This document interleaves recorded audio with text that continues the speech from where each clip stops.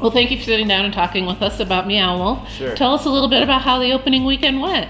Oh man, opening weekend was crazy. It was so, the energy was so good, the vibes were so positive, and the amount of people and the cross section of people that came was just like a dream, you know? It's like 5,500 people over the course of 5 days, and it was tourists, locals, Anglo, Hispanic, Native, old, young, rich, poor, everything in between. It was incredible. Excellent. So now, I know Meow Wolf has been going for quite a long time as the collective. Yes. How did you go from just being a off-center art collective to opening this amazing space? Such a wild ride going from a collective to this business. It's all been organic. It's all been do it yourself, and it's all been a transparent, open process with everybody involved.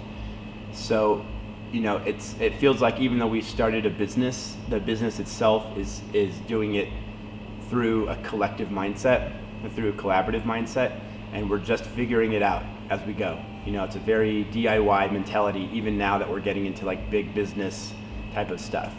When we started in 2008 with 12 people who just wanted to paint stuff. We just wanted to like put stuff up on walls because we just had an urge to express ourselves and to have a venue that other people could come and see our expressions. And that evolved, we just basically like kept on building bigger and getting more and more audience feedback and getting more audiences interested in the work that we were doing, and realized that we were producing stuff that was more than just the expression of our own creative selves, but actually touching the hearts of kids and families and people who normally weren't invited into the art world. And so there was just this momentum because we felt like we were really quenching a thirst that existed in the community.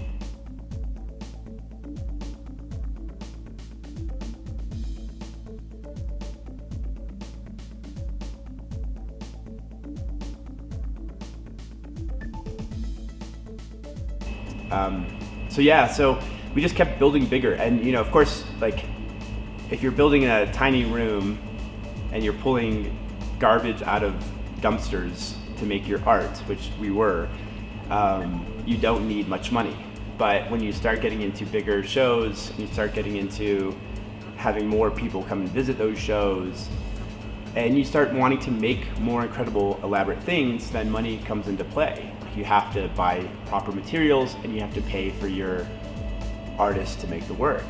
And so that's where we're at. I mean, that's how we got here, was that the reality set in that we needed to raise money and we needed to have a business model in order to continue creating the fantasy lands that people loved.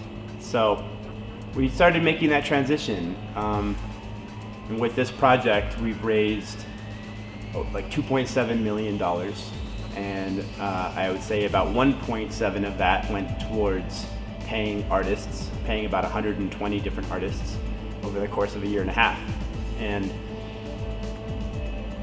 now we're hoping that people show up and are willing to pay $15 a ticket to see the work that we've created, so that we can recoup a lot of that money that we raised. And I think it's gonna work. Santa Fe is a tiny market, New Mexico is a tiny market, and so hoping that Albuquerque comes and checks it out and makes a trip up to Santa Fe. This isn't the same old like artsy fartsy Santa Fe type of thing that Albuquerque is used to seeing. This isn't that it's much more family friendly. It's much more about entertainment. It's much more about like a weekend getaway. Like you can come up to Santa Fe, hang out here for a couple hours, go to Tortilla Flats, you know, kind of have like a day of it here, maybe then go down to the plaza. But this is way more than an art gallery. This is like a family entertainment experience.